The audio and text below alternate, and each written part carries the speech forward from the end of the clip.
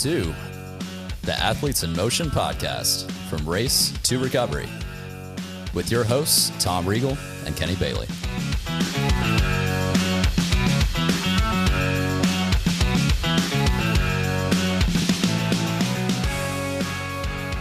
We're good. Hey, Kenny, how you doing today?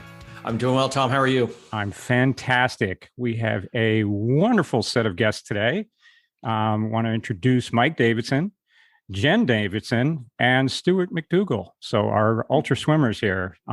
We've got. I'm really terrible at introducing people, and I'm probably fumbling through this right now. But let's start with Mike, who's our Olympian, and has got one heck of a background on that. Why don't you introduce yourself, Mike? Tell us a little bit about yourself. Yeah, I'm Mike Davidson, and 58 years old now, and I've gotten back into swimming thanks to thanks to my wife Jennifer, and also one of the other guys on this podcast, Coach Stuart. My background goes way back to the 70s and 60s, learning to swim in New Zealand. Grew up on a dairy farm with a river, literally a river running around the bottom of the boundary at the back of the farm. And that's where our swimming hole was. We'd go swim there. And then my sister almost drowned. So my dad ended up building us a pool in the backyard. And, long story short, we started swimming in that and actually doing little workouts, many workouts. My mum was my first coach in the mornings before I'd go to school at like 9 years of age. And then we ended up heating that pool. And of course, you go out of that pool. So then you go to the next area and you go into the little town there and you swim in that city, and then they don't have a heated pool. So the next step is you got to find a heated pool, and you end up in Auckland, New Zealand, which is the largest city in New Zealand, which has a lot better quality facilities than that. And you end up going to school there. And as that's progressing, you tend to get a little bit better and start swimming across the Tasman not swimming across the Tasman, but swimming in the country of Australia, which is a smaller country to the west of New Zealand. And you swim there and you do pretty good. And then you end up in California swimming there, and, your times improve, and you end up, going to the Olympics, and then getting a scholarship to swim in school in the United States, like how I met my wife, Jennifer, swimming there. And, it just progresses. But swimming's always been a part of my life, whether I liked it at sometimes or didn't like it. But to bring us up to date now, what's really gotten me involved is Jennifer got back into swimming. It's about 4 or 5 years. She can correct me if I'm wrong, ago with Coach Stuart. And sort of, I wasn't that keen to get back into the water after being gone for so long. I'd had shoulder problems, which distance swimmers tend to do back in that generation of swimming. She was just having so much fun going and swimming with Coach Stuart over there at the LA Valley College in San Fernando Valley in Los Angeles. So I got dragged along. I don't want to say willingly at first by Jennifer, but I'm glad that she did. As she's always right, and I actually mean that sincerely. So I went along, and I ended up swimming some laps again, and Coach Stewart helped me out with my stroke. I haven't had shoulder issues in the last 4 years. Or I think it's about 3 years maybe that I've been back in the water. And I'd been away for, I don't know, 20 something years from swimming. So it's exciting. One thing's led to another, and of course, what we've all gone through with this, global pandemic. The last, I don't know, what are we, 18 months into it, something like that, maybe longer. The open water swimming has sort of become a daily staple when we're in town. And Jennifer and I just started going and swimming every day in the ocean and thoroughly enjoyed it. We get it out of the way in the morning, and that sort of led to what we're going to talk about later on, one of the open water swims that we did, the bridge to bridge. But, swimming is just one of those things. I think, I have depression that runs in my family, and I think it's something that it just, can really, really help and benefit anyone. we were talking about before we went on, started this, we were talking about sitting on a couch. I did plenty of years doing that with potato chips, watching football, basketball, and feeling sorry for myself. So I think swimming in general, whether it be in a rectangle with, 8 foot of water underneath you, or ocean, a river, which I learned to swim in, it can lead you different directions in your life. And just for your overall well-being, I just think it's a great thing to do. And I'm saying that now that I'm back swimming again. I wouldn't have been saying that 10 years ago, but I know we've got to get going here. But I don't want to bore you with all the details, but I've been very, very lucky with, my family, my mother, and particularly my dad too, were just so supportive. That's Never awesome. had a negative word. So I was I'm just very, very lucky. And Jennifer continues that too. She's a bit of a hard driver some days, but we get to the water every day, and we don't really miss too many, and we actually enjoy it. Yeah. Speaking from myself, anyway, I enjoy Jennifer's company too, so that makes life a lot easier. Yeah, that helps. Well, we're all kind of connected to Coach Stuart here, and that's the fun part. That's kind of how we brought this together. So I met Coach Stuart, the SoCal Tri Masters Master Swim program at Valley College in Los Angeles. And Coach, we'll have you talk, but as we're going through all of this, we all kind of got back into swimming again with Coach Stu, learning how to swim properly and without injury. And now I'm coaching Kenny those same techniques and things, especially in open water. So, Coach, give us your background. Tell us a little bit about yourself. Turn my mic on here. I get way too much credit, by the way, but thank you, Mike and Tom, everybody. I mean, it's always great having you guys. Now, I wasn't a swimmer. As a kid, I didn't start, swimming as a kid. I was a hockey player. My parents are Canadians. So naturally, we were on the ice at 2 years old. So I played hockey, all the way up and through to a few years ago. I haven't played in a couple of years, but I played at a high level during school, and I was actually kind of recruited on college teams where I didn't even go to the college. I kind of did these weird side classes where they thought I was going to college. I was playing college hockey when I was about 16, and I actually got. I don't think I've ever told you guys this. The 1980. Maybe I told you, Tom. 1980 Olympic team. With Herb Brooks. Where we beat the Russians, and we won the gold and stuff like that. And it was a really great series. I actually got an invite to try out in Colorado Springs. Wow. To skate in front of Herb Brooks. Not that I ever would have made it, but I remember my dad was going to pay for it and stuff. He said, "Oh, you can go. I'll pay for it." And the prior Olympics, we got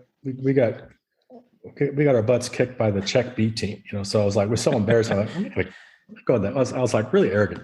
And so I passed it up. It was one of my regrets. I wish I would have at least gone to go out there, skate in front of Herb Brooks, because Herb Brooks was one of my favorite coaches. But that's one little bit of trivia about me. I missed that opportunity. But those opportunities open up other opportunities. And I didn't really get into swimming. I got my daughter into swimming first because I didn't really care what she did. She started tennis, and then we got her into swimming. And I had to really drag her kicking and screaming. And then we got her on the swim team, and she started to really enjoy it. And then, she was on the swim team for about, 6-7 years. And we found triathlon through Disney, my day job. They were looking for a relay swimmer. And I said, "Hey, Mandy, you want to try this out?"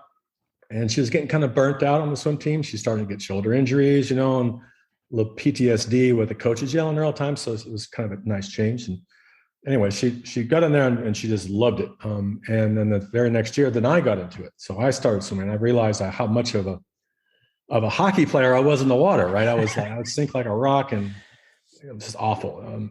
But somehow I managed to survive and still, get out of the water and then catch up on a bike and run. But it wasn't until I found a book by accident authored by Terry Laughlin, Total Immersion.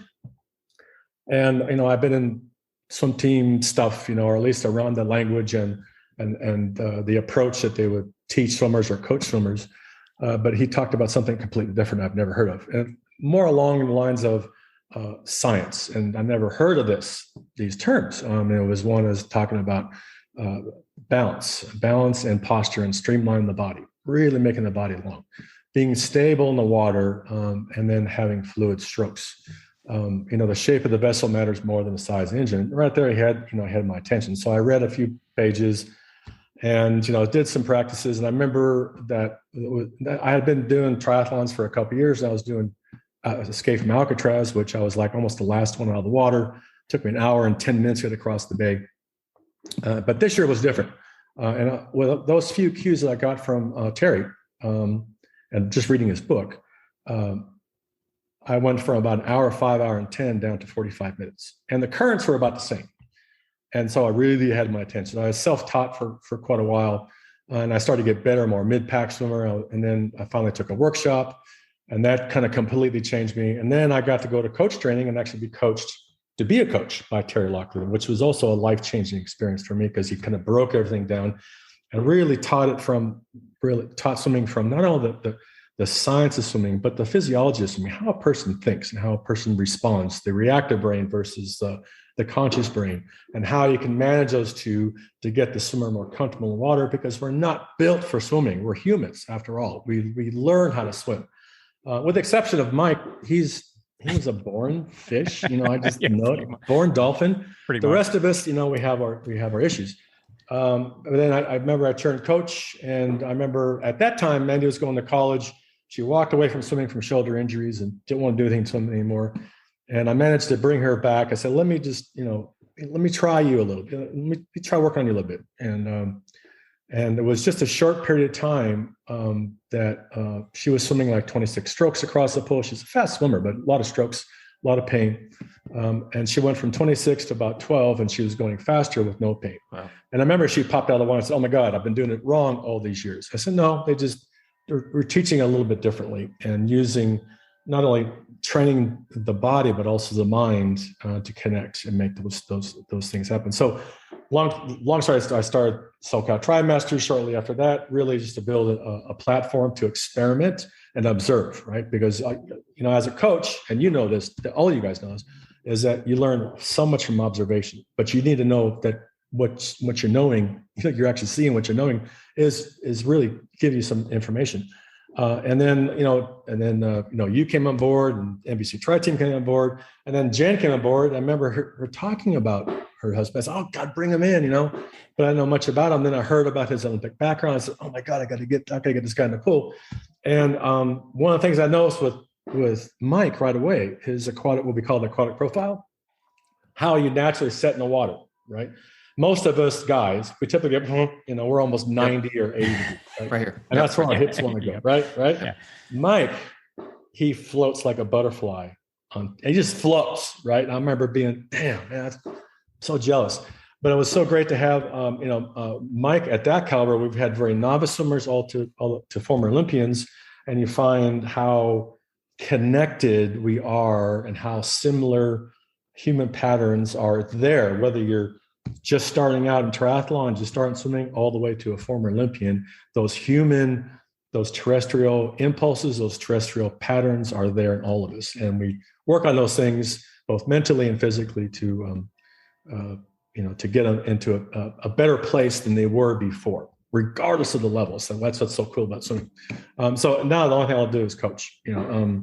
It's my go-to relief. It's for some people it's going swimming 2 miles. For me, it's going coaching 2 hours, on deck, or I just had a private lesson I just got this one student past breathing, or getting into that breathing without breaking posture, and how happy they are because they've turned off that primal reactive brain, and now they're taking control and steering their own ship in the water. So This is what I love to do, and I'm happy to be part of and honored to be part of your podcast with these wonderful people here. Yeah, and the great thing about the SoCal Tri Masters was the welcoming environment. Just because there was people who had never swam before in their entire lives to, Olympic swimmers, we had such a wide breadth of swimmers, and everybody was super supportive of everybody else. There was not this, "Oh, we're in the fast lane, you're in the slow lane," anything. And the way you mingled us back and forth so we could learn off one another and kind of go through all of that just made this such a great learning environment. And it was just, the energy there was awesome because everyone came and wanted to learn. We were always on, we were always functioning with that. And that was, your coaching style brought that with it. But also Jen was a huge cheerleader on this. She's, you've coached as well. You're a 7-time All-American at Alabama, and also, Olympic distance tries, and you've done all this great stuff. You're a legit, solid, like amazing swimmer, badass on your own right. And having you there as helping coach everybody else, because one of the things that Coach Stu would have us do is coach one another. And that helps us visualize what we're actually seeing. And you get people who are very new, like trying to give Mike tips, right? Well, how's it look? Well, I don't know, Mike, your head's a little high. Right. Yeah, sure. Right. It's perfect. Right. It looks great. But it was enabling us to actually engage with one another on a different level and look at different things. And Jen, you were a huge part of that. I mean, that you brought tons of energy to that class, and that was awesome. So give us more of your background. Run through that. Well, my background, I'm from Florida, North Palm Beach, and I grew up swimming at our country club. We won't hold that against you. Right. So it's not like a cow pond. So not all day. And they say with sports, your kids will like the sport where they find their friends. And that's just where I found friends and just kind of went through. But I had my first coach was all 6 lengths right arm backstroke, 6 lengths left arm backstroke, 6 lengths right arm freestyle. So drills. So I loved that. And then my next coach that took me until I went off to college was pretty amazing. And what I kind of found, I think I almost instinctually knew, to swim smarter, not harder. Like when streamlining really came in and the dolphin kicks came in, I'm thinking, if you can streamline and dolphin kick and get, a couple yards ahead of everybody else, that's free, just dive in the water correctly. And that doesn't cost you anything. It's not energy. So I had all that going into University of Alabama, and I was a backstroke. I've never been a great freestyler until Stuart. And just, loved the swimming there. But then Mike and I segued into triathlon when we were about 27, 28 to we're about 30 something. Tell them about when we first started riding our bikes. Yeah, we started riding the bikes on the sidewalk, around the village, and like we were complete novices. Like we knew how to swim, but that was it.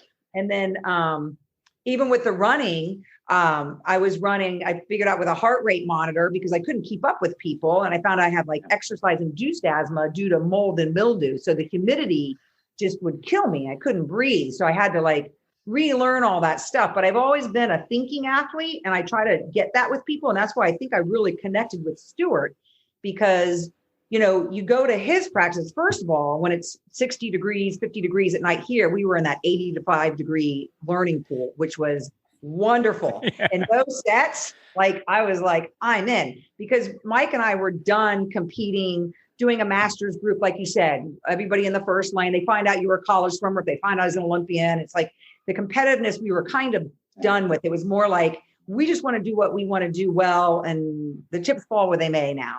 And so meeting with Stuart, and he was immediately got my freestyle. I said, I always drop my elbow, and I've just been so horrible at it. Put a pull buoy on me and I don't move. And he just picked up on one. Well, first it was the head position, because I was training. I would always look at the bubbles of the person in front of me to keep up.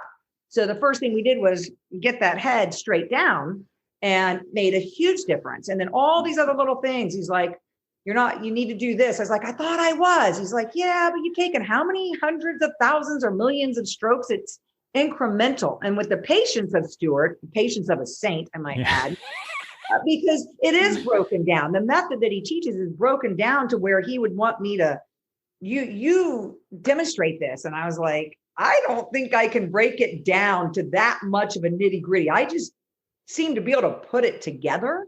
But anyway, so we did the triathlons, and Mike encouraged me to do more. I did a half Ironman, which I didn't. I was a drop dead sprinter, is what you call it. Like I could do a 50 was my event at Alabama, and that's where I was like 6th at NC2As, and then 7th in the 100 and 9th in the 200. But anything more than 3 laps of training was like, I don't want to do this. So my bucket list became, I wonder if I'm capable. I wonder if someone like me is capable of running a marathon or doing a half Ironman. And I really learned that when heart rate monitors came out, we put the heart rate monitors on, to do it at your own pace, whoever you are, go with what you can do, and to really block everybody else out. Because the minute you start trying to keep up with a group run and you're not able, I had found out the hard way that I was always training anaerobically. I don't think I ever trained aerobically. And so it took a lot to learn how to do that and then to do it correctly.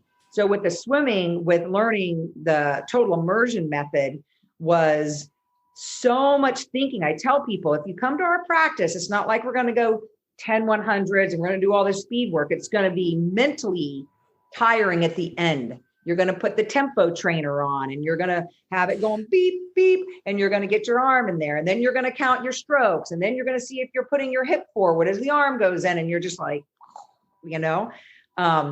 but it's been so incredibly helpful to go from, like we took that break after swimming.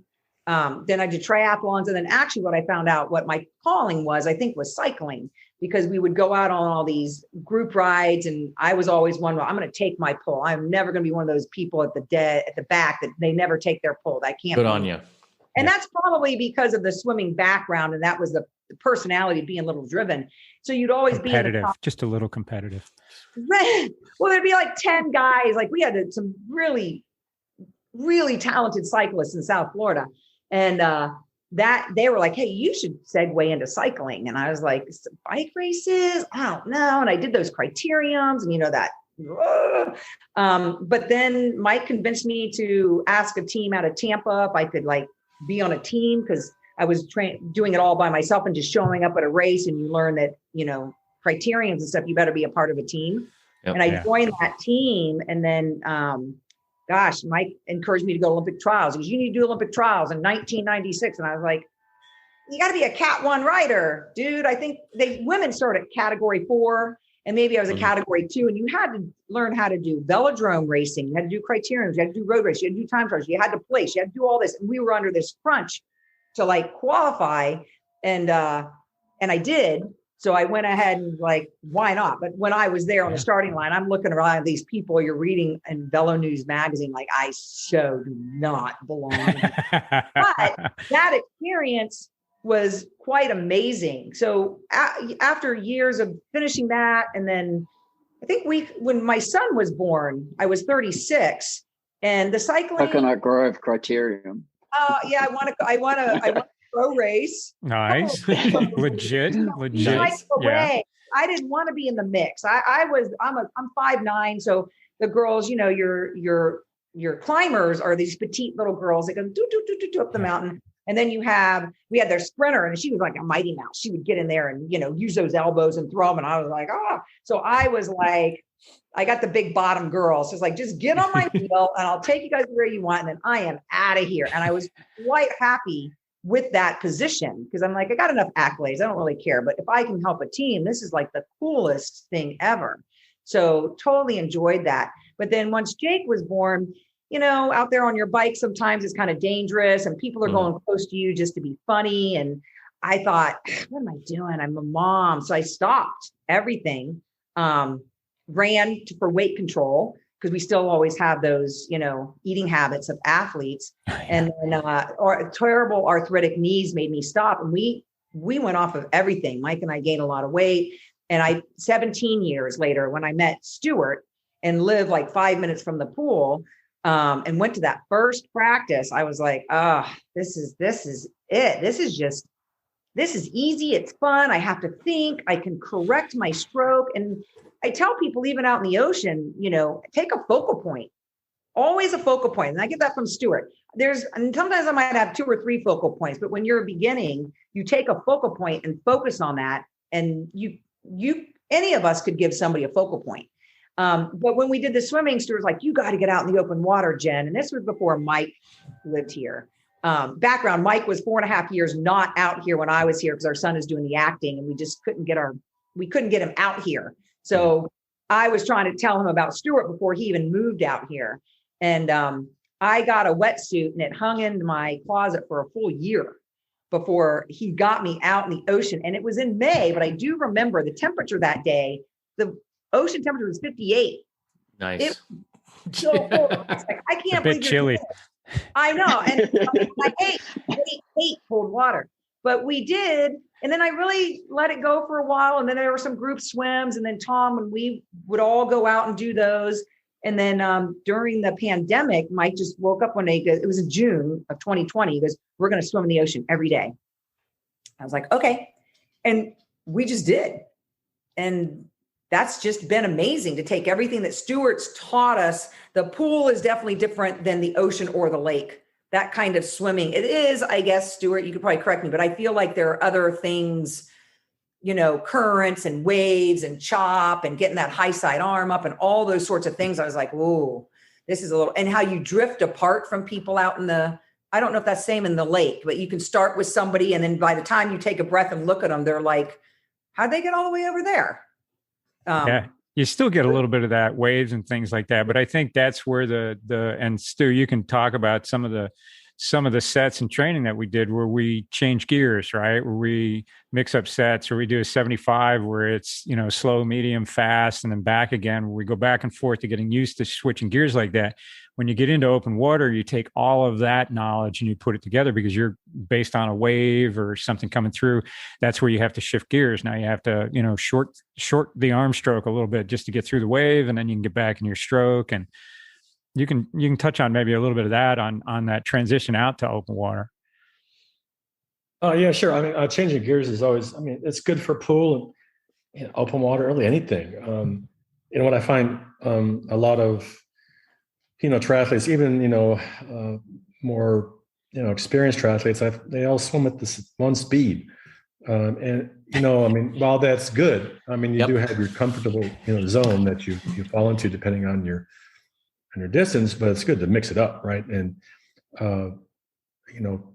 if you remember some of those sets that I have you guys swim like really, really fast tempos. In other words, the stroke rate was really fast, and you guys are like, really, my ears are burning. You guys are hating on me. And then we'd come back, we come back up or slow back down, and you'd find that a lot of, as we went down, were certain stroke rates were very uncomfortable as we were going down the scale or getting faster and faster. We came back up, those stroke rates that initially seemed really fast suddenly weren't, they feel, well, I could maybe hold on to this stroke rate. I can actually swim at this rate. And that is, one is waking up those fast twitch muscles, right? We always talk about fast twitch, getting those circuits to fire quicker. And two, when you're swimming at those faster tempos, those weird moves that we end up introducing in our stroke, our little hand moves and, and stuff we do underneath the water, or leg splays, they are not as pronounced because you don't have the time, to do those movements. So as a consequence, you're actually trimming up those movements. It's much like I equate that to, I think they call it strides in running. You do strides, Yep. You do that quick turnover. And it's not that you're going to be running a marathon at that pace, but it's actually trimming up your stride. So taking out those added unnecessary movements.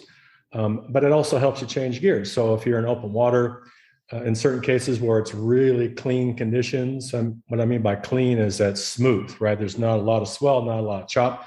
You can kind of turn up your stroke rate and get up to a speed that you're very comfortable with. But then when it gets really choppy, often you have to time, you have to slow things down quite often, not speed things up, but slow it down to time yourself with the chop so you stay underneath in the surface rather than trying to swim over the chop, which you see a lot of triathletes do and just end up getting turned upside down sometimes. You really learn how to really penetrate right below the chop. And I remember with Bridge to Bridge, we had some pretty bumpy conditions, and he was a great example of just a torpedo, going right underneath the surface and timing his stroke with the chop. And it could be a little faster, but typically end up kind of slowing things down. So doing that in the pool is great, one for, physical and physiological reasons, but also you have a range of gears that you can use in open water because you're not going to just swim at one stroke rate. You're going to be changing that rate depending on what the conditions are, the currents, going left or right, or pushing you in, or pushing behind you kind of thing. Or, if you have chop kind of diagonally, how do you handle that? You change gears so you can stay as low as possible. So doing that in the pool, doing open water, it's not only fun, it's engaging, right? But it's also training your body that it's not just a one speed only. You're not a fixie, right? On the water, you have 11 gears to work with, and you have your choice, and you've you've swam in all of them, and you get to pick which one is best. Yeah. Yeah. So then you start gearing towards the bridge to bridge swim. So we started heading towards that direction. So tell us about the bridge to bridge swim and kind of the conditions and things it faced. This is up in San Francisco Bay. Sure. Jen loves cold water, so I figured it would be a great way to start her. Perfect spot for her to swim then. Yeah, right.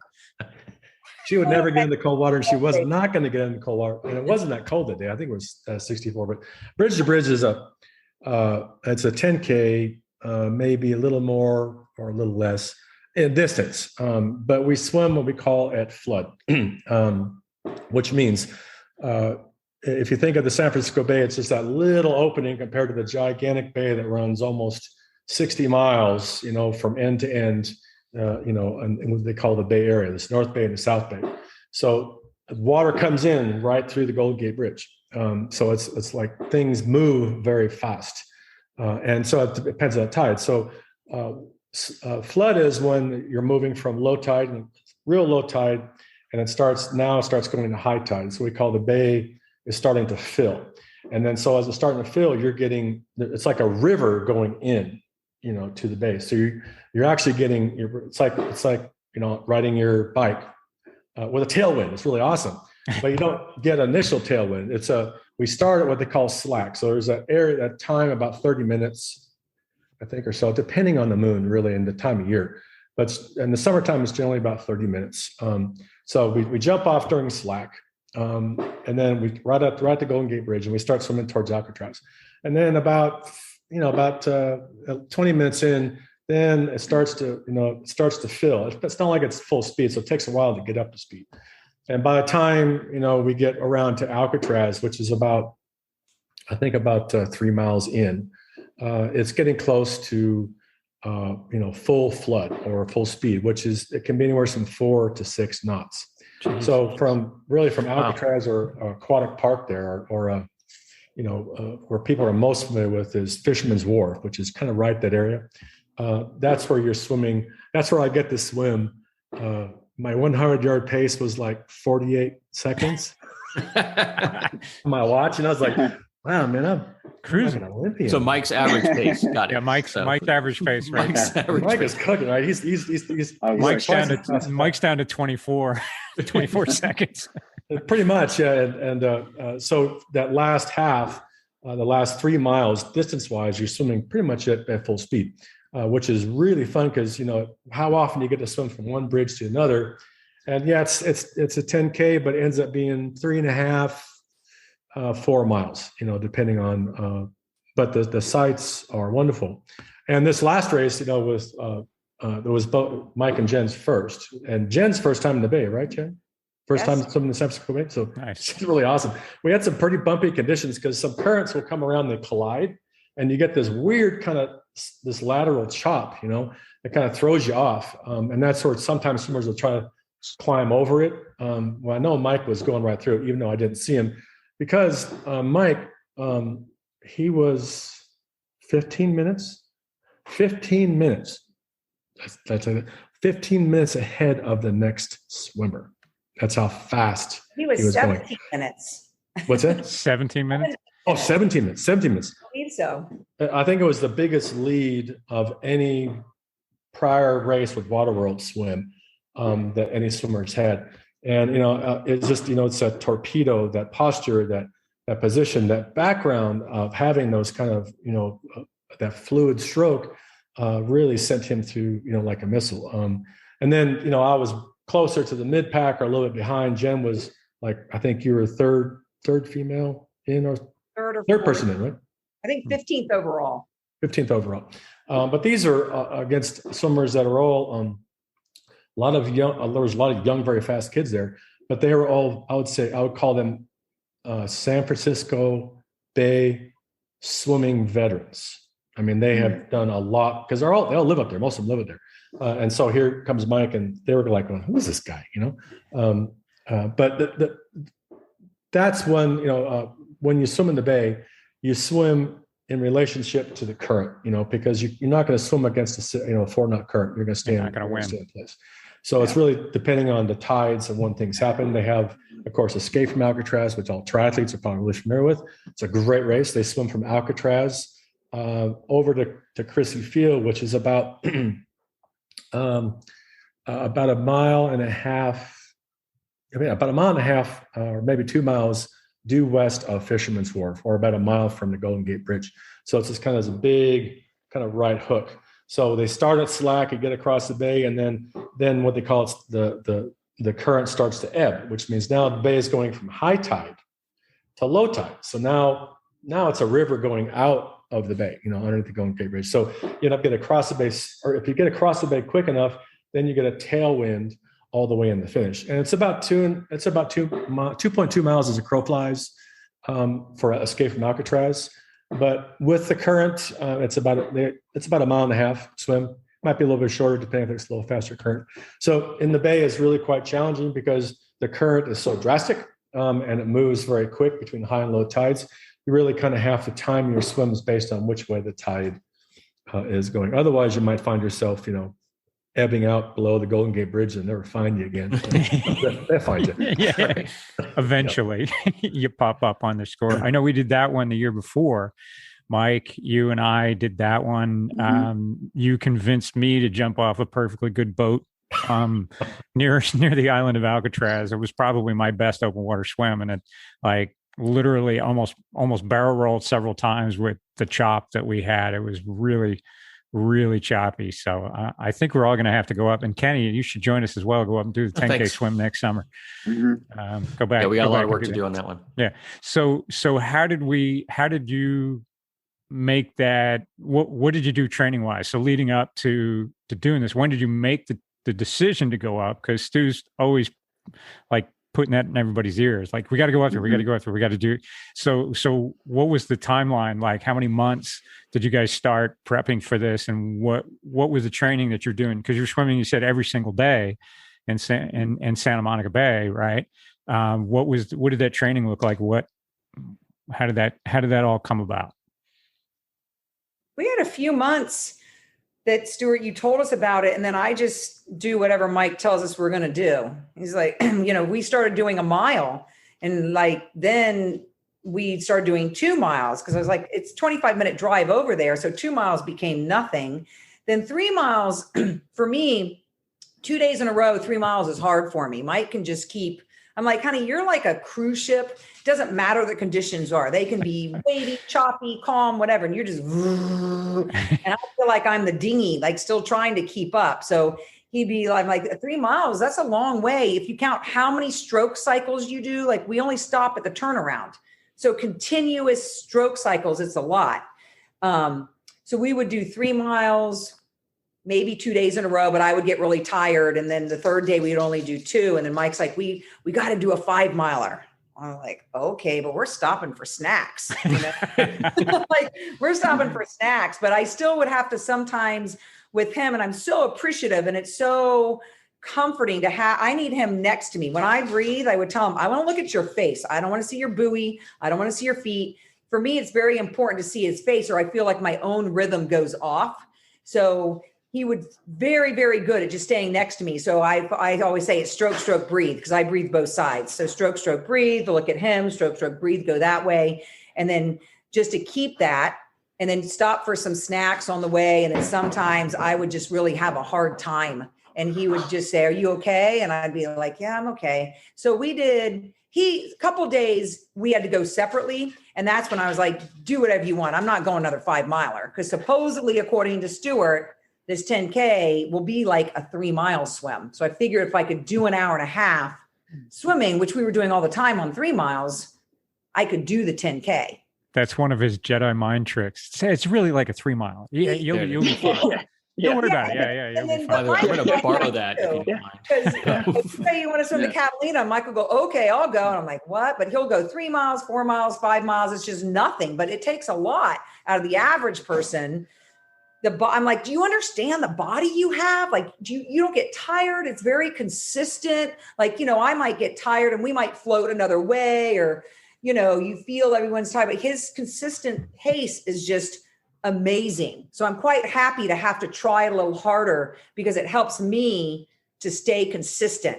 Whereas I would be all over the place of, slow, fast, I'm tired, floating. When's this going to end? Yeah. And that's certainly swimming with someone who's faster, better than you is what drives you along, especially with the fact that Mike will buffer back to just be that. Yes. You always used to work, you want to be 10% better, right? And then you can keep track with that. If you work way too to your fullest, then you can't keep up and you get discouraged. But if you can just stick that carrot out there just a little bit, and then you've got something to pull along with. Mike, you're fantastic doing that. I mean, and Mike, leading up to this, you had hip replacement surgery, right?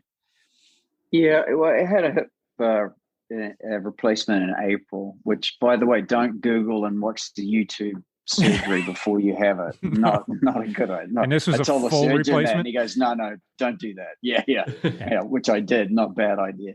But no, I think, that was part of the reason. But I can't remember when we entered. I didn't actually enter us, just to correct what Jennifer was saying. Jennifer went ahead and she did mention it, but she entered us because it's like, it's one of those things you talk about. I was like, I wasn't really keen on swimming a bridge. I thought I'd just stick with that swim we did from Alcatraz, because that was actually a really, really choppy swim, Tom. That one we did, that was one of the choppiest ocean swims I've ever been in. I mean, it was really choppy. I'm glad you said that. But no, because I don't want everyone saying it. It was like, that was one hell of a choppy swim. I was like, no, Mike is saying that too. So I'm like, that race we came in, and I was swimming beside another gentleman coming into the, where you come into the little area where they train there off the Aquatic Center? San Francisco club area. Yeah. And we were came in, and we kind of look at each other, like just slugging it out. And I just remember we kind of look at each other, and I'm thinking, man, I'm going to give this one more go, one more push, just, balls to the walls. And if it doesn't work, this guy can have it. I'm done. I'm just shutting down, And I did one more push. And he just faltered. I'm like, oh, thank you. And then we could kind of just sort of coast in. And he was, because I was like, just once, it's that whole story about hanging on, just hang on as long as you can. It was just a lucky swim. But getting back to the preparation, I don't remember me actually entering us, but what we did for the training was the nice thing about ocean swimming, and I think if it's just more of a mind thing, because every day the conditions are different. And so you can relate the training. You really don't have to do anything. I just go out there to try to relax. And I think if anyone that's trying to get into any type of swimming event, or it's in the pool, because it's a natural flight where you tighten up in the water, whether you're in a pool or ocean or river or whatever. So the relaxation, it's just almost like meditation for me. At least I've been treating it like that. And I just feel like it's like a mind cleansing when I go out there. And I just chug along, and I lost my dad a couple of years ago, and I think about all the good times, and I just really try to make it a therapeutical type of event, and so if it's like a currents, you got currents involved, so you might push one way.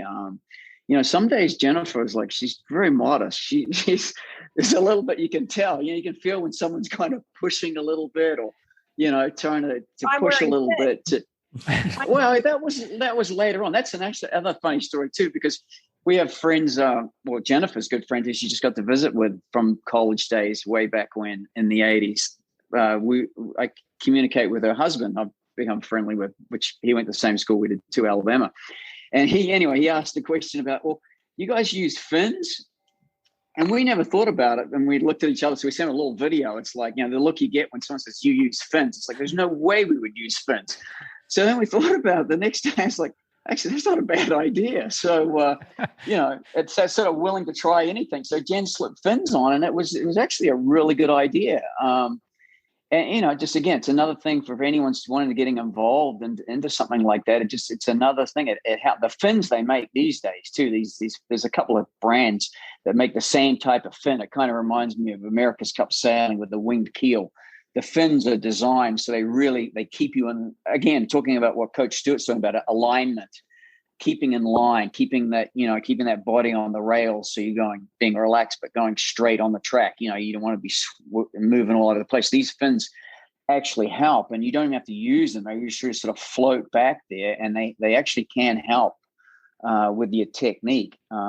But yeah, that was kind of funny. And that's, again, you're just willing to try things out and relax. But as far as the preparation, yeah, I always like to, whether, I want to make it and not, I want to make it, put it that way. I don't want to be, washed in ashore. So I did like to go like a 5-mile swim. And so I went out and did a couple of those. But we did enjoy, remember James, Jen, we met this gentleman, James, English gentleman. He works in the industry out in LA. He's, don't want to get into that, but he's a super, super nice guy.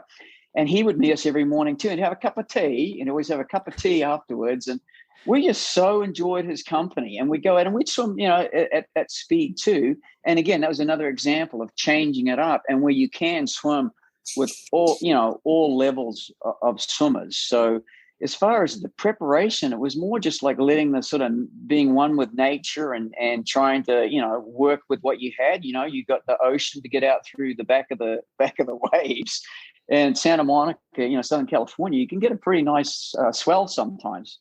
Not like Nazare, but you get a 3 or 4 foot wave, and that doesn't sound very high, but that's quite a big wave, especially if they're barreling on you, so you got to be a little bit careful. But again, so you've got that getting out through the break, coming back in through the break. So you're getting a workout really without even thinking too much about it. Maybe sometimes it's survival, just getting out.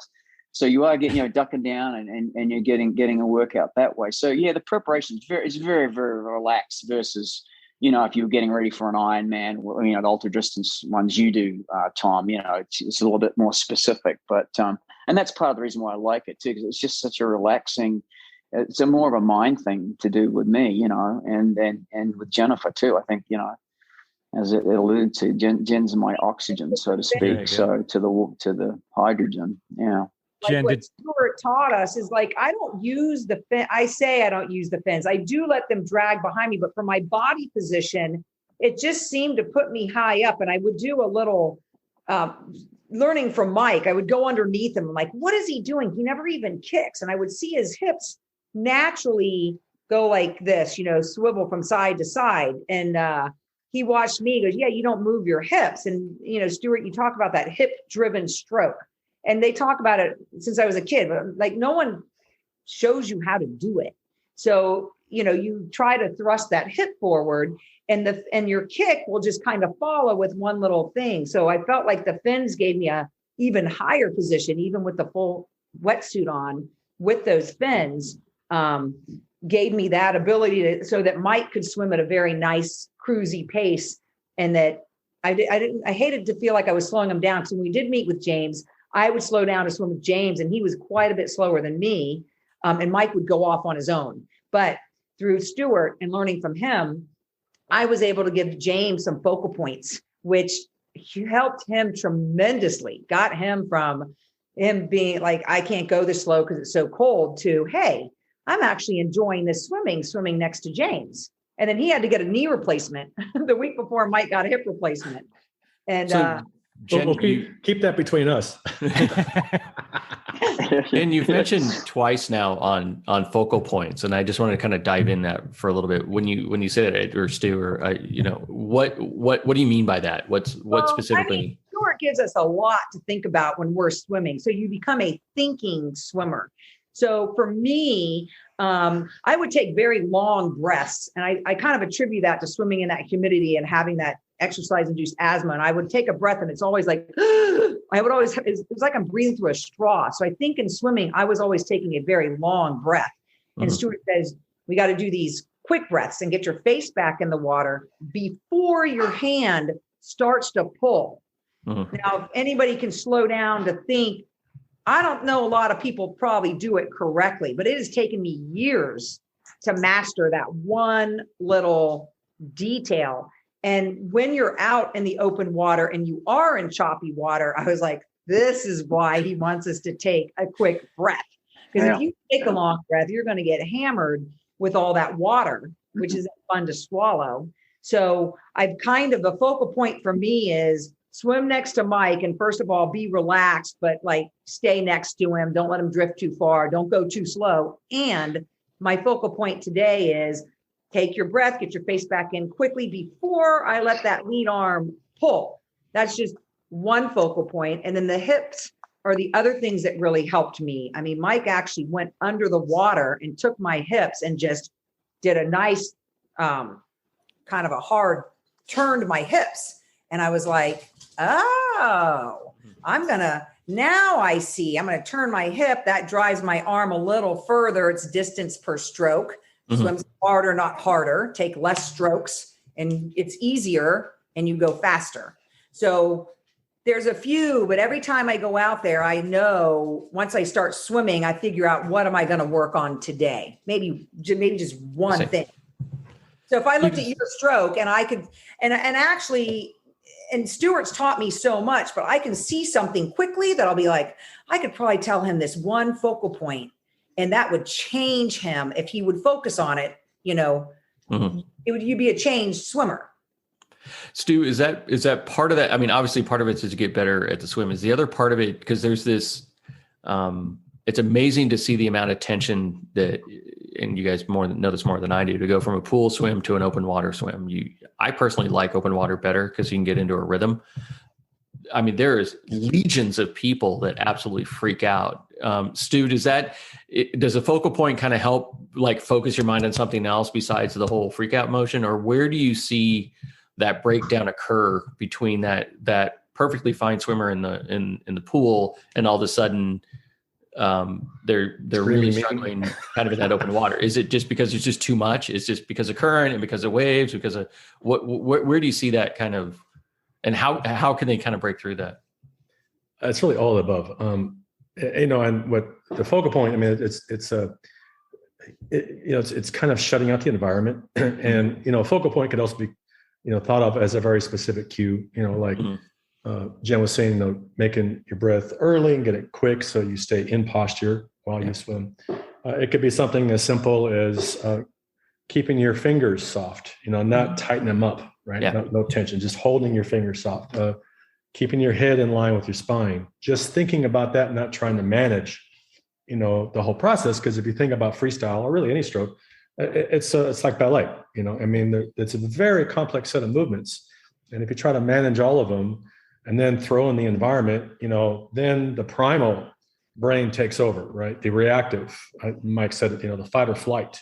And then suddenly your body collapses, you get all this tension, you start to hyperventilate, the environment has now taken over, and now your body's on autopilot trying to survive. And this is where you see, like in trial, especially they go on the first buoy, you see about 10% of swimmers, they're pretty much in survival mode. They're vertical, thank God for wetsuits, so you can float, but they're recovering because the environment took over, primal impulses took over, and then, it takes a while to recover from that. And it even happens to me occasionally, where I'll inhale some water and suddenly that fight or flight, will take over. And it's much like, I think of primal impulses, if you're walking along or you're running a marathon, and you get a little tired or something, and then suddenly you trip, right?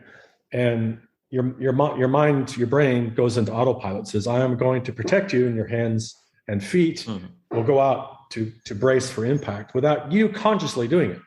And that's what I see with a lot of swimmers, especially going from that nice calm pool to the open water. Suddenly they're getting pushed around, right?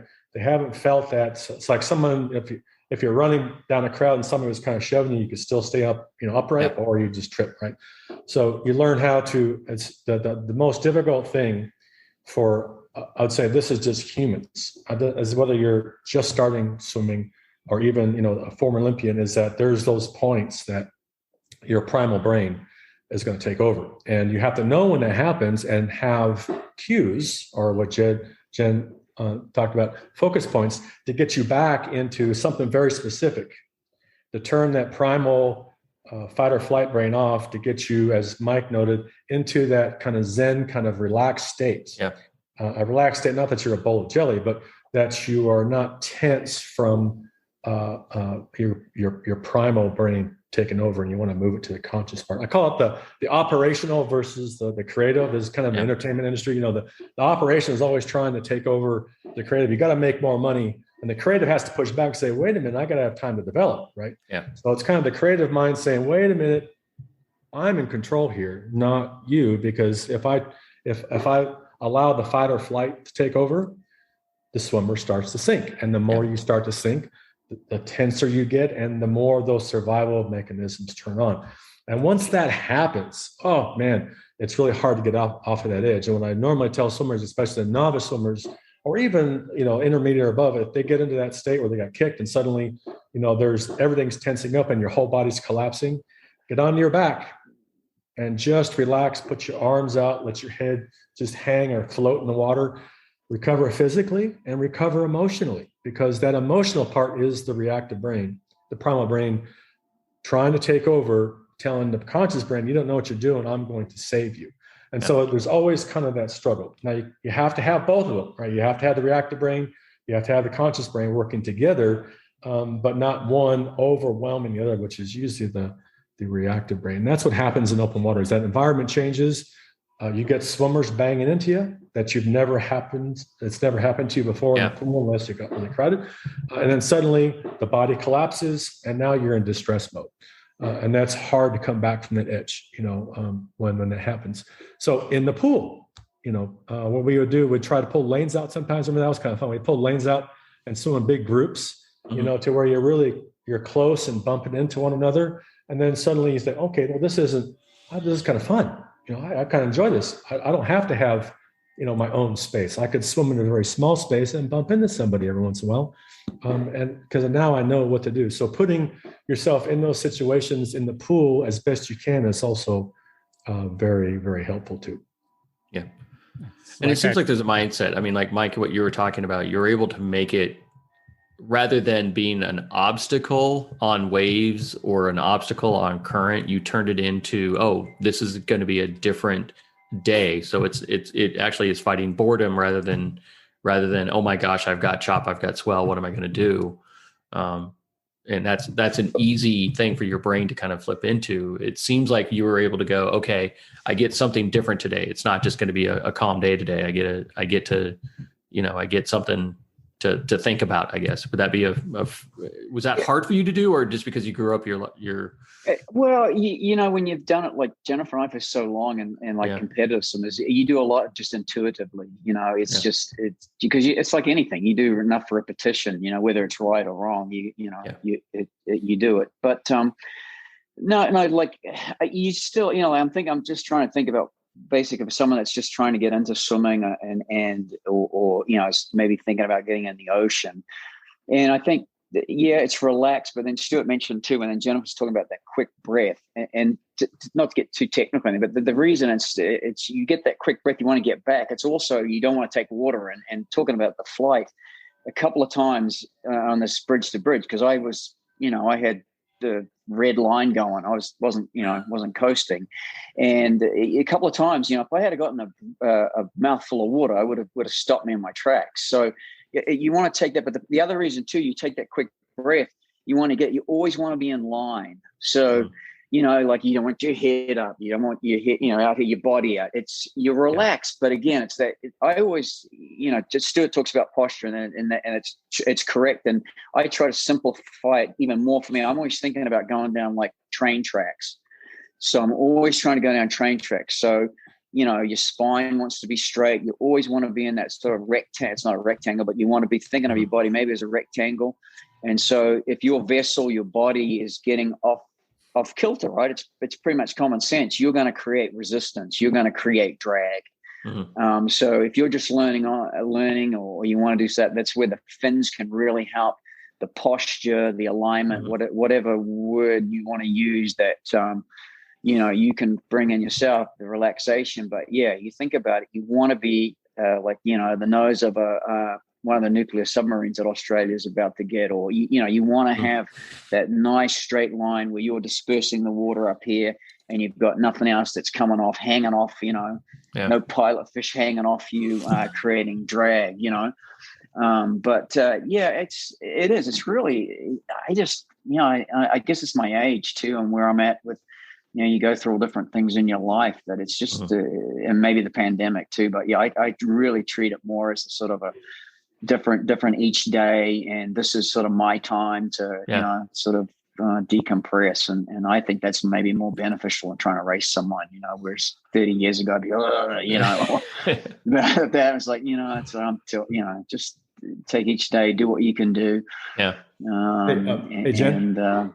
Jen, posture is as posture does. I don't know. Come on. Cash is king. There you go. Posture is king. Posture is king. Posture is king.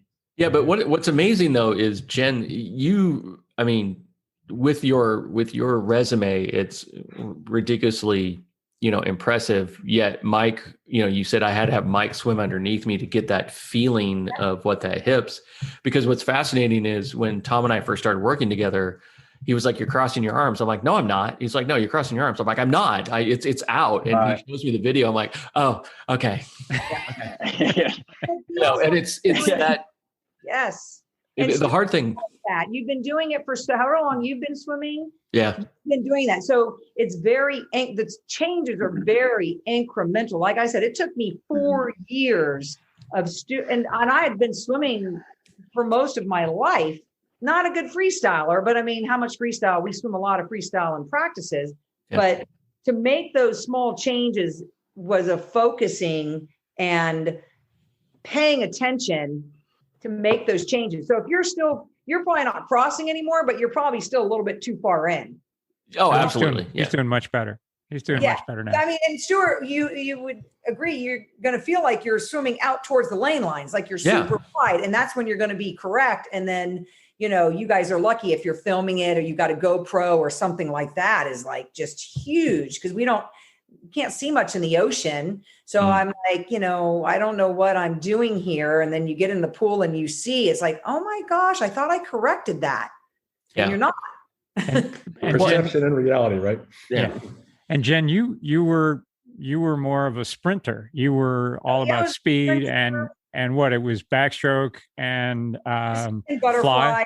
Mostly backstroke. And for me, speed is like the gun goes off and the body's just going to react and I'm going to go. But I had to learn to really turn everything off. Stuart taught me how to turn everything off. And, even when he would maybe say, we're going to do sprints at practice, you wanted to take 12 strokes a lap, not 20. Yeah. So would you say that, and this is for all three of you, would you say that if you're doing a sprint race, any imperfections in your stroke and in your posture, you can kind of get away with a little bit because you can overpower in certain aspects. And then once you start doing longer distance endurance kind of things, that's where it would show, or is that completely wrong? Sprint races like the sprint triathlons, if you can pay attention to the detail and you can be smarter about your training, about fixing up your swim stroke, your cycle stroke, like doing the one-legged repeats on your bicycle.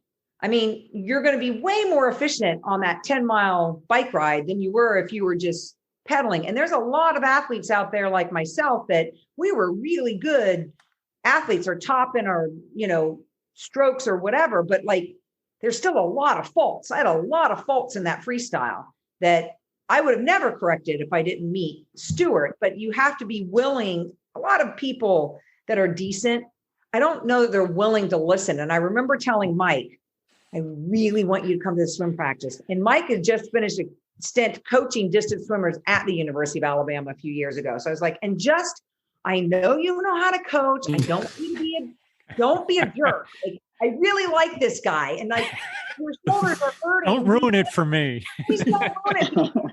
You obviously can fix something in your stroke because he wouldn't swim me. My shoulders hurt, blah, blah, blah.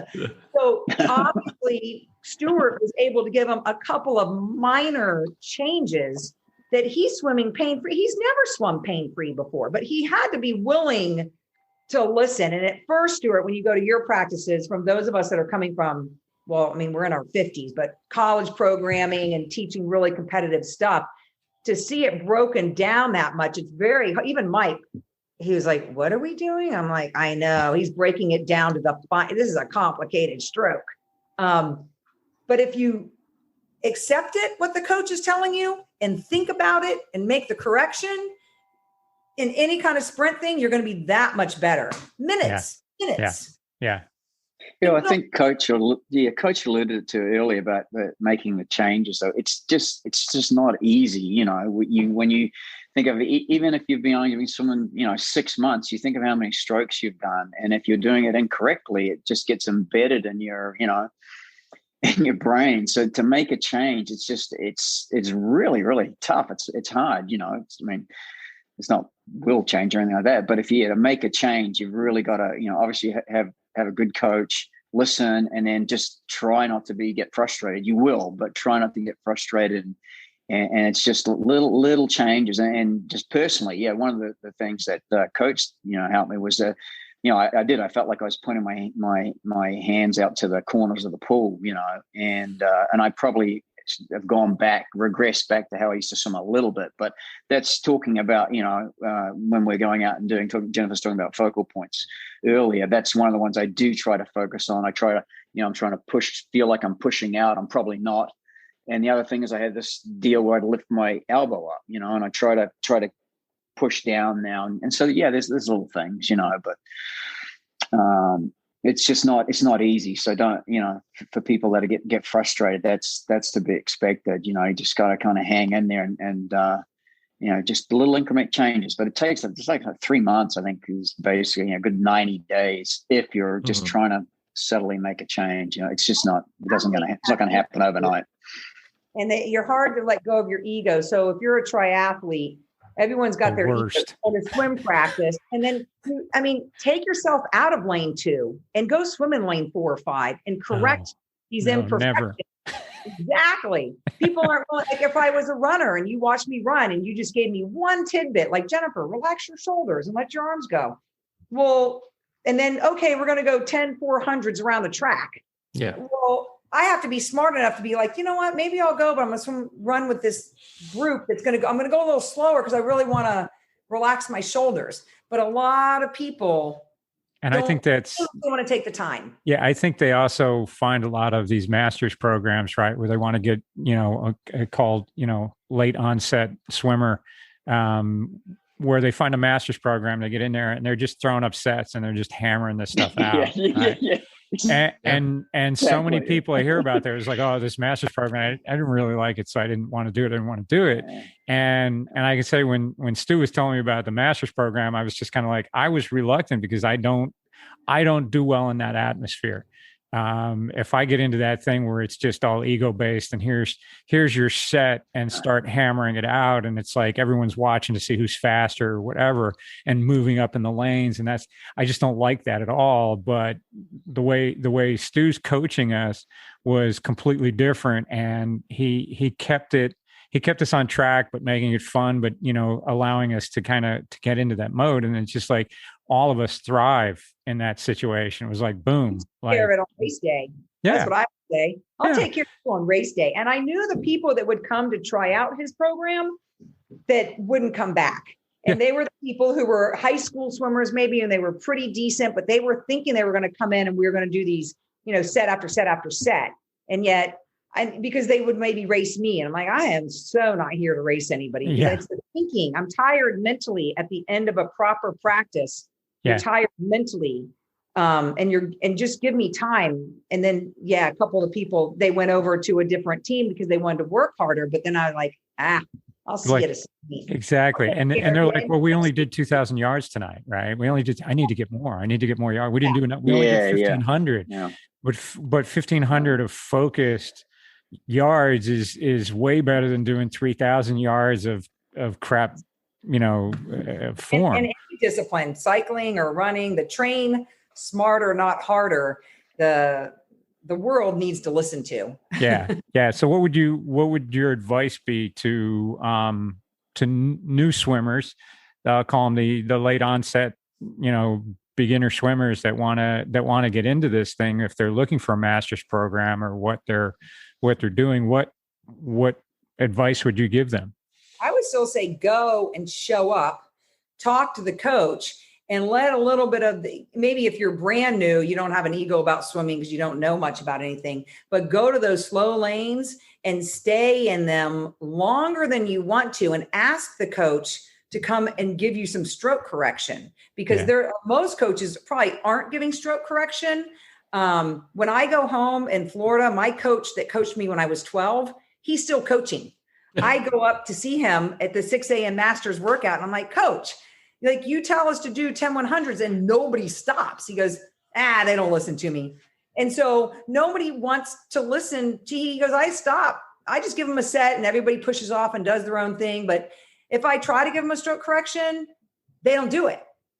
So my thing is talk to that person, like join a team, join a master's club, but show up, have a conversation, and then get a little bit of stroke correction and stay in those easy lanes until you're like, moving along and you feel like you're progressing, but don't do an incorrect stroke and go into a hard set. It's just silly. Yeah. Coach, what's your advice? And I think we're getting close to wrapping up on time. So, what else, what advice would you give to a new swimmer coming through? I mean, certainly to check out the master's program. And if you don't like it, don't feel like you have to stick with it. I mean, move on and find another one. There's a lot more of them certainly popping up out there. I'll just adding to Jen. I mean, I think it's good to find a program, and you can make it your own. I mean, it's really your own practice. I mean, you don't want to deviate and make yourself stand out from the group if they're doing a certain set of sets. Like Jen says, you can always go to the slower lane and work on something. Like if I'm working on breathing only, or and my cues are getting the head back in, keeping my body long, holding posture. Those are my 3 cues. I'm going to do that in the slower lane, and do the same sets. If they break out the kickboards, I usually have an alternative. Work without the kickboard, really just kicking in posture, and then coming up for breath, and then not holding the board above your head or putting the board below your stomach or your chest. And then talk to coach. Some coaches are really, I would say typically they're training swimmers how they were trained. And I don't want to say one's wrong, one's right, but that's just, it's working for them. They're going to continue with that. And just mention to the coach, I'm working on changing my stroke, and some things are very awkward, so I have to slow it down a little bit. And if you see me in a slower lane, this is probably why. So I'd say keeping that communication open, and letting the coach know what your intentions are, and that you want to be with the group, because the group does kind of keep you honest, right? And a group is camaraderie. A group is it's fun. And, I think a little competition is always good. It just not that it becomes the sole thing in a Masters, which I think often happens, especially in the faster lanes. It's like, it's nothing but a race for an hour and a half, right? And then that's just going to imprint things in your comfort zone, which may be incorrect. It may be hurting your shoulders. It may be, bending posture, this kind of thing. So I'd say join a group, and you can always find a way to fit in. And there's different ways that you can fit in without making it a big competitive march, through the whole practice and making it just like, oh, I hate this. You'll find a way to make it work for each person, or for each person will find a way to make it work. Just keep the communication open. Yeah. And I would say, like, I never enjoyed the swim portion of anything. And when I got involved with your master's class and got through, I was at a point where my swimming was so horrible. I was regressing. I was going backwards. I had a horrible swim at Hanu 70.3 where I practically drowned, came in dead last in the swim. Like, I was out there forever.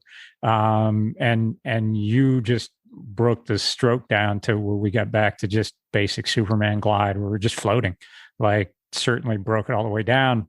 That was hard for me to back down like that, but I had reached rock bottom pretty much. So I had nowhere else to go but up from that point on. But it was certainly taking the time and resetting my expectations to say, hey, this is where it needs to be. I need to really put the time and effort in, like Mike said, just keep working on it and try not to overwhelm yourself with all the issues. Just break the focal points down to one or two at a time and just kind of build that foundation up. And I've tried to, put that into my coaching as well.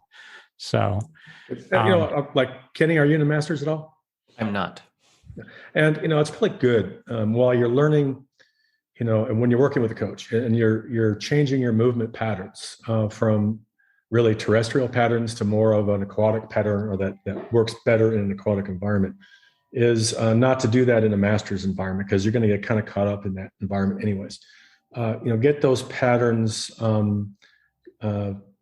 to the point where they're more natural. They don't feel like, oh my God, this is not how you swim. This is so awkward.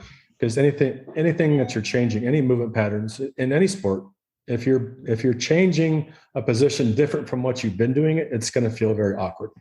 And awkward is good as long as it's not painful. So get past that awkwardness, get those patterns kind of honed in, a little bit really connected, and then that would be a good time to start, going into a Masters and continuing in that mindset. So changing, like Mike said and Jen said, when they just treated, when they're just more and more, on the swim teams and stuff, from young kids all the way through college, to being more mindful of what you're doing, but not managing the whole process.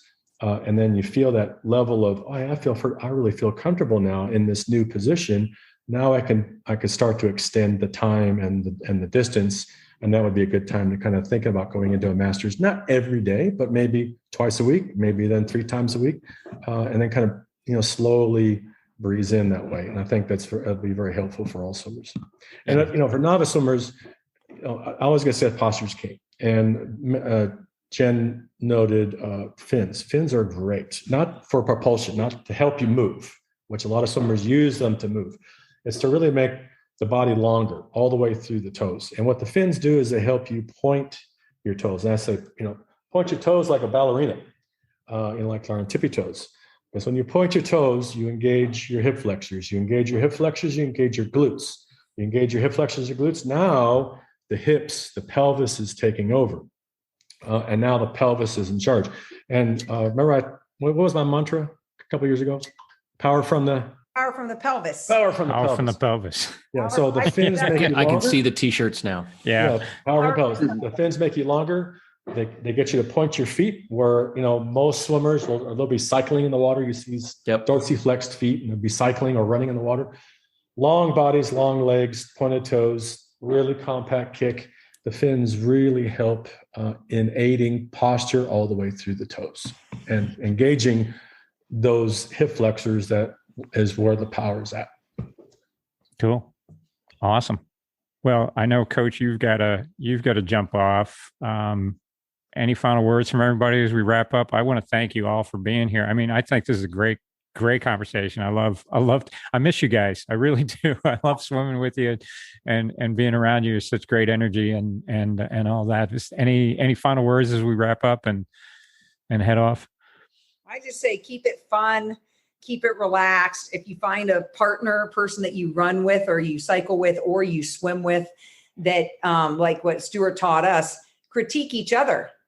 I learned something from Roger Holzberg, who's not a strong swimmer, but he told me something and I was like, oh, he's right. This is something I need to focus on. But most people, if you're with somebody who's better than you, you tend to maybe not want to, but I'm telling you, even Mike had changes to make in the stroke. So everybody, if you can have someone to train with that's open to critique or just a little helpful hint, I say go for it. Yeah. Like, in our practice, there wasn't one coach on deck. I should say one coach there. There was one coach on deck, maybe sometimes two, but I had, 15, 20 coaches in the water because they were giving each other, there's that peer-to-peer kind of review, hey, your head's starting to come up, your breath is a little late, you're laying flat. Those kind of just simple cues to remind you to get back to that, you're going back to that comfort zone, to get back to that zone that is more aquatic friendly and streamlined. Is really, also really empowered us to do that. Empowered us. Can feel bad if I was going to pull on Tom's leg to say, hey, Tom, you're like that right arm is not doing something right. And you would not take offense at it. Like none of us would take offense. So once you can foster that environment, I think it just opens everybody up to getting a little bit better. That's huge. And that's a, a testament to Coach Stu, because that was the environment that he built. And we just, like I said, we thrived in that. And my goal is out here is to find a pool where I can start a program similar to that. That's my goal. I just need to find the right place and build. I know I have 2 or 3 athletes that I'm coaching now that would thrive in that same environment. So that's been a goal of mine to continue that on. So, Kenny. Well, thanks, Tom. Thanks, Kenny. Great meeting you.